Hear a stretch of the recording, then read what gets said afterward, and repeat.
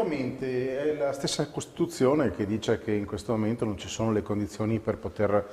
portare avanti un progetto del genere. In realtà la questione è un po' più complicata, non vorrei apparire per quello che non sono, quindi partiamo dal presupposto che la libertà di culto è sacrosanta e questo deve essere un principio assolutamente insolubile.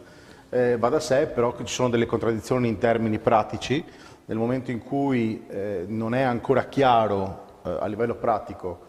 che cosa vuol dire la religione musulmana vista tout court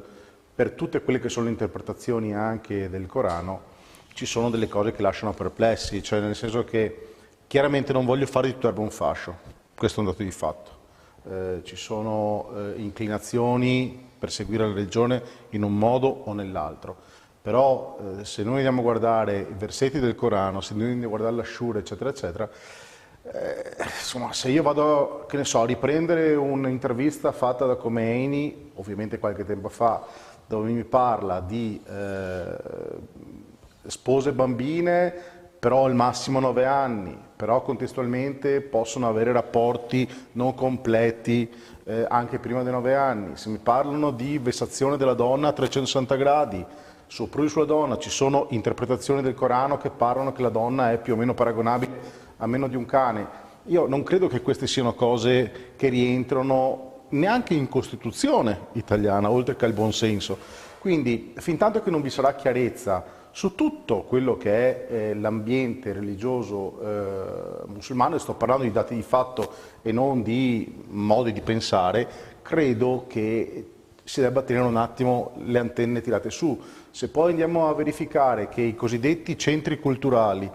oggi più o meno moschee che ci sono un po' in giro per l'Italia, non serve guardare i servizi segreti italiani che hanno confermato che molti di questi sono dei veri e propri, diciamo così, situazioni di istigazione al terrorismo. Ragazzi, cioè, io prima di far impiantare in quelli di Marghera, in una zona tra l'altro scomodissima perché non ci sono neanche i presupposti di sicurezza per fare una moschea di così tanta grandezza, considerato che vorrebbero fare la moschea più grande d'Europa, io credo che la posizione del PD, ovvero sia di vendersi per 30 denari a potenzialmente quanti? Circa 3.000 potenziali voti, sia un po' illogica. Però voglio ricordare che candidati bengalesi o comunque di origine musulmana non ci sono soltanto nel centro-sinistra, ci sono anche nel centro-destra. Sì, ok, benissimo.